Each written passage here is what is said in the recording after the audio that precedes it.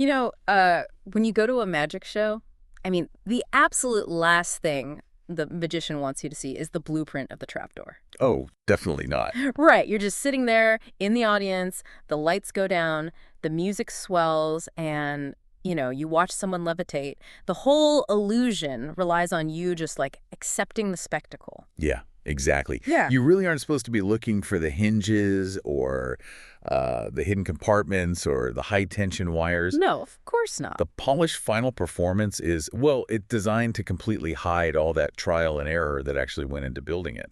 Because, if you see the mechanics, the magic is just gone. But imagine if, before the curtain even went up, someone just handed you the magician's personal battered notebook. That would ruin the show. Right, but also it'd be amazing because inside you don't see a polished routine. You see pages of crossed out tricks. You see angry notes from other magicians in the margins saying, this physics won't work, you're going to drop the assistant. Oh, I love that. And best of all, the actual ultimate secret to the grand finale is just sitting right there, totally unhidden on page 1. See, that changes your entire relationship with the performance.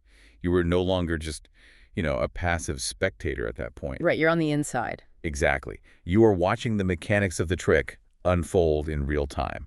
Well, welcome to today's deep dive because we are handing you the Magician's Notebook today. We're unpacking a very specific text from a book called The Science of Meditation. But we should clarify, we aren't looking at the introduction, and we aren't looking at the grand conclusion either. No, we are doing a deep dive entirely on the acknowledgments section. Which is, usually the most skipped part of any book. Oh, totally. I usually skip right past it to get straight to chapter 1. Right, because it's typically just a polite list thanking editors, literary agents, and, spouses for putting up with late nights of typing. But this specific acknowledgments chapter is, it's a completely different animal. It doesn't just thank people. It reads like a full-on confession. It really does. It reveals these intense, behind-the-scenes academic debates, and it exposes the author's own scientific vulnerabilities. Yeah, and it flat out spoils the core, groundbreaking biological hypothesis of the entire book before you even reach the table of contents. The transparency is what makes it such a valuable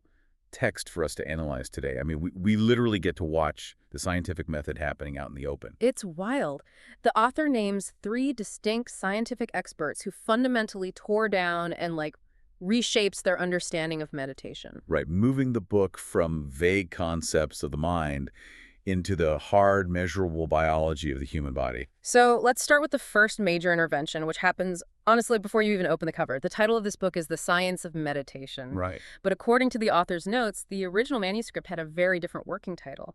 It was called The Essence of Meditation. Yeah, and Dr. Stephen Sloman, who is a psychology and cognitive science professor at Brown University, he's the person who actually convinced the author to change it. The author even dedicates chapter 12 to explaining this shift.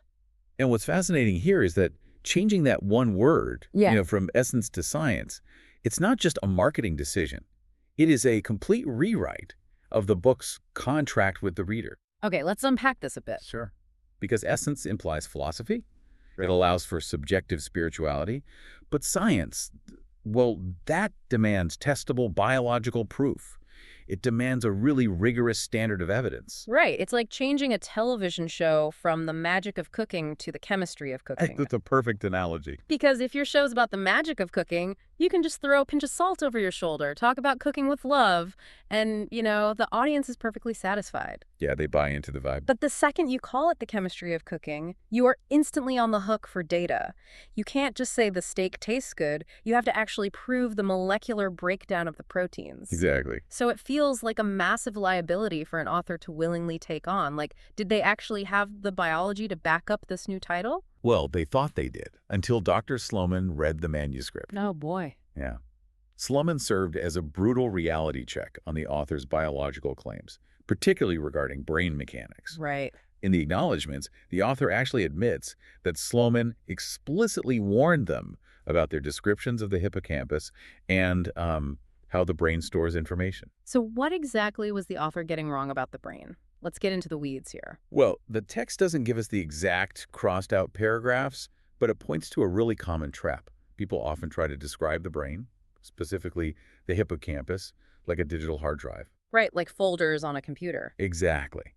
They frame meditation as a tool to kind of go into the filing cabinet, organize the folders, and cleanly access or delete memories. But that's not how it works, is it? Not at all. Uh, Sloman had to step in and point out that neurobiology is vastly more complex than that. The hippocampus doesn't store perfect video files of our past. wow, okay. Memory is actually a dynamic, reconstructive process governed by neuroplasticity. Every single time you recall a memory, you physically alter its neural pathway. So the author was likely using a simplistic computer metaphor. And Sloman essentially just said, biology doesn't work that way. You can't publish this as a scientific fact. Precisely. Sloman insisted that these descriptions of intricate brain functions, they must be treated purely as hypotheses or theories, not as objective scientific laws. And the remarkable thing is that the author didn't hide this critique at all.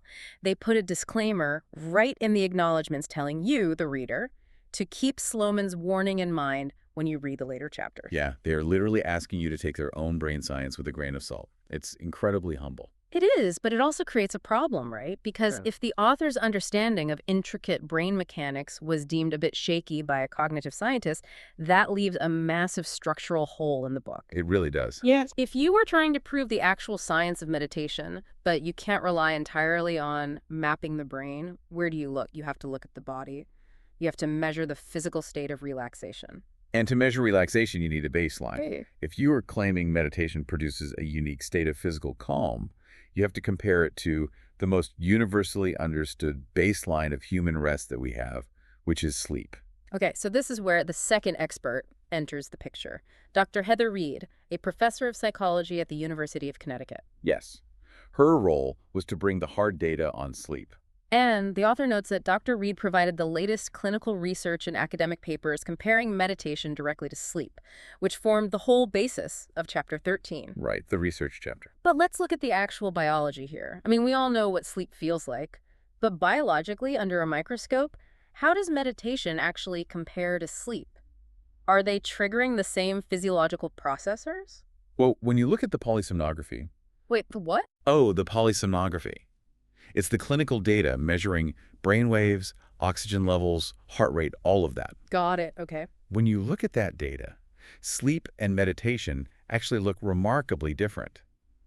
When you enter deep non-REM sleep, your brain produces delta waves. Delta waves, okay. Yeah, these are very slow, high-amplitude brain waves. Your body temperature drops, your breathing slows significantly, and your brain effectively takes itself completely offline to perform cellular maintenance and, flush out toxins. So the conscious mind is just entirely shut down. Exactly. Okay, so what about when someone is deep in meditation?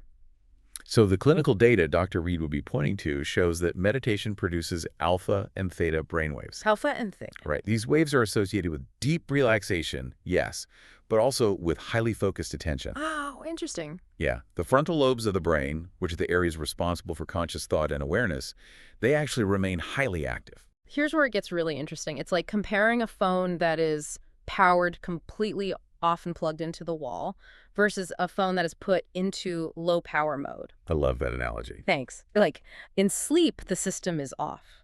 But in meditation, you've disabled the background apps that drain the battery, like stress or wandering thoughts, but the screen is still brightly lit. That is an excellent way to conceptualize it. If we connect this to the bigger picture, Dr. Reed's data established that meditation is not just a lighter version of sleep. Right. It is a completely distinct physiological pathway.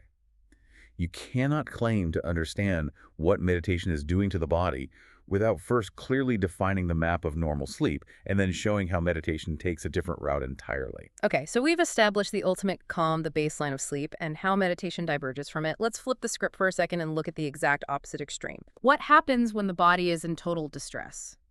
The book explores anxiety as the counterseat to meditation. But once again, the author's biological assumptions get fact-checked by a prominent scientist. Yes, this brings us to Dr. David Beversdorf.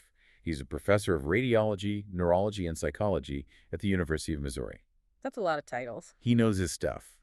He stepped in to challenge a major theory the author presented regarding the architecture of anxiety. Because the author seemed to lean heavily into the idea that the sympathetic nervous system is the sole engine of anxiety. Right, the classic fight or flight response. Exactly. When we feel anxious, our adrenal glands dump adrenaline into the bloodstream, our heart rate spikes, our breathing gets shallow, and our palms sweat. It's an entirely physical cascade. And the sympathetic nervous system absolutely drives those physical symptoms. Yeah.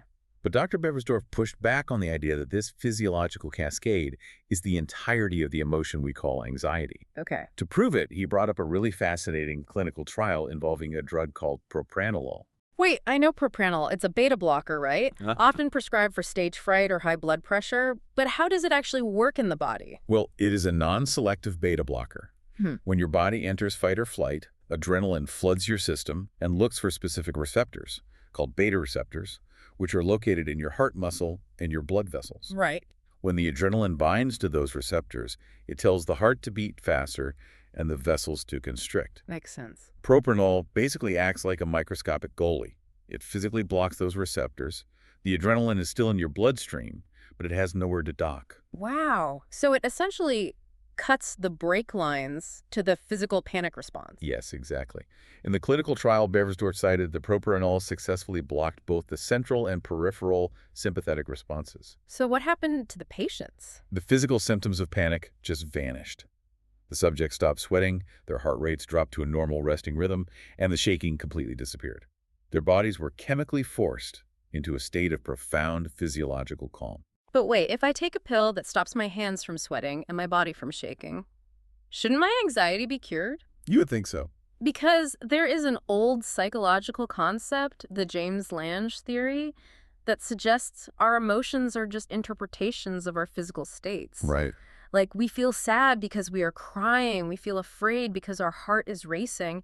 If propranolol chemically stops the heart from racing, shouldn't the brain receive the signal that everything is fine? That was the prevailing wisdom for a very long time, which is exactly why the results of the propranolol trial are so disruptive. Oh, wow. While the drug did alleviate the underlying feeling of anxiety for some participants, it completely failed to do so for many others. Wait, really? Yes.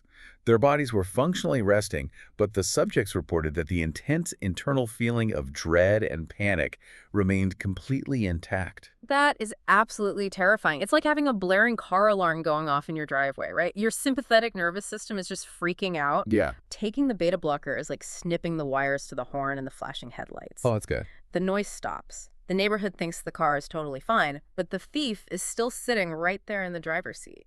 This raises an important question about the mind-body split. The thief, in this biological scenario, is the cognitive appraisal of danger happening in the brain's emotional center, like the amygdala and the prefrontal cortex. Right. Beversdorf used this trial to prove to the author that there is a profound mind-body split. The cognitive experience of fear can operate entirely independently of the body's physical output. So you can biochemically force the physical machinery of the body to relax while the mind remains trapped in a burning building. Exactly. You can force the body to be physically calm, but the mind can remain completely panicked. That specific disconnect completely shatters the simplistic idea that a calm body automatically equals a calm mind. And honestly, it is the perfect bridge to the author's ultimate grand thesis. It really is. This is where we see the author synthesize all of these brutal critiques. Dr. Sloman warned that intricate brain mechanics are too theoretical. Sure. Dr. Reed proved that sleep is a distinct, measurable baseline of rest. Yeah. And Dr. Beversdorf proved that the mind and the body can be forcefully decoupled, experiencing two totally different biological realities at the exact same time. And after acknowledging all of this, the author just drops the core hypothesis of the entire book right there in the acknowledgments. Yeah, they just lay it out. I'm going to quote it. The author states, "The biological nature of meditation is to keep the mind awake while allowing the body to enter sleep, or even hibernation, achieved by maintaining either complete stillness or consistent speed of bodily movement." It is the exact inverse of the anxiety paradox we just discussed. Wait, break that down for me. So what does this all mean? Well, in the propranolol trial, the body was physically asleep, Right.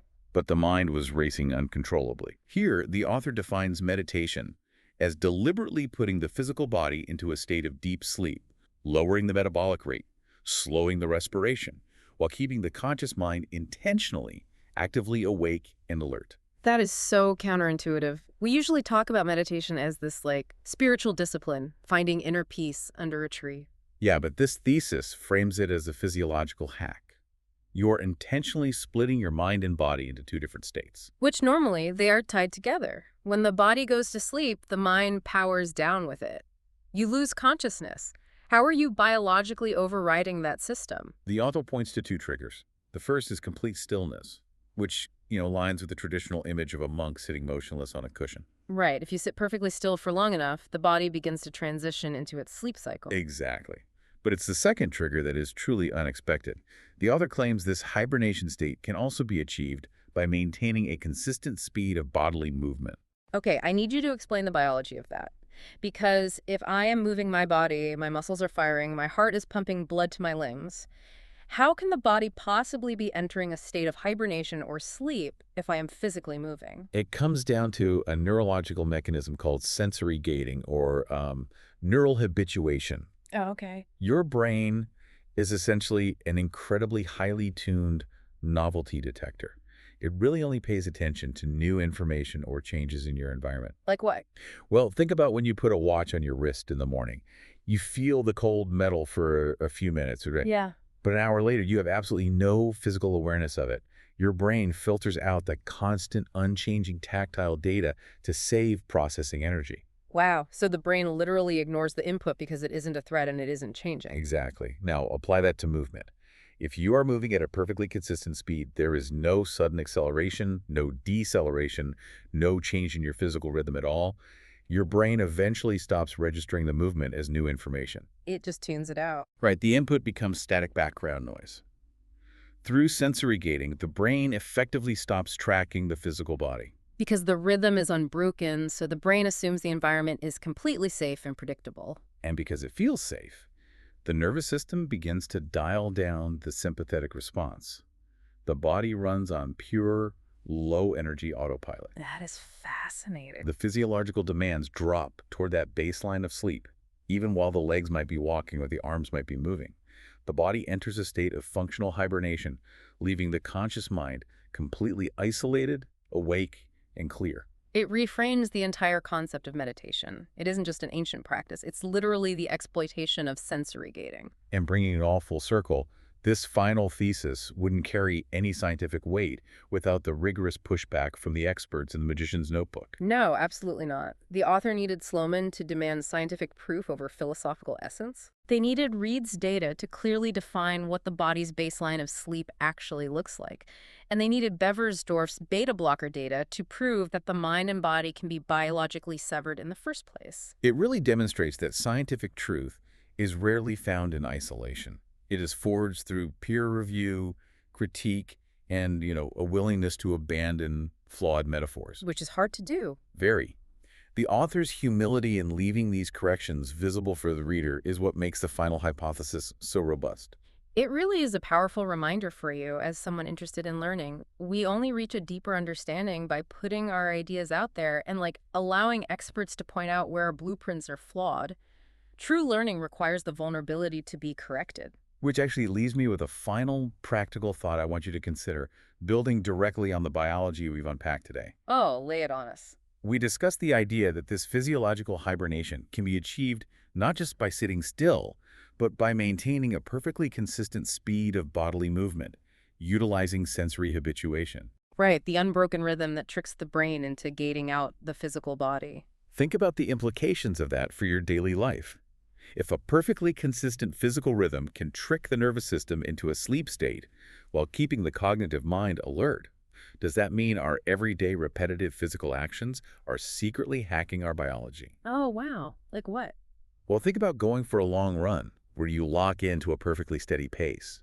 Or think about swimming laps, or the repetitive motion of sweeping a floor, or even the rhythmic, unbroken chopping of vegetables in your kitchen. We usually just call that zoning out or, getting into a flow state. But based on this data, the biological mechanism is identical. You are inducing sensory gating. So the next time you find yourself engaged in a mundane, repetitive physical task, don't just let your mind wander aimlessly. Pay attention to your biology. Right. Ask yourself, as my physical rhythm becomes perfectly consistent, as my brain stops registering the movement, is my body quietly going to sleep, and is my mind finally waking up? You might just be performing magic without even knowing it. And now you've got the blueprint.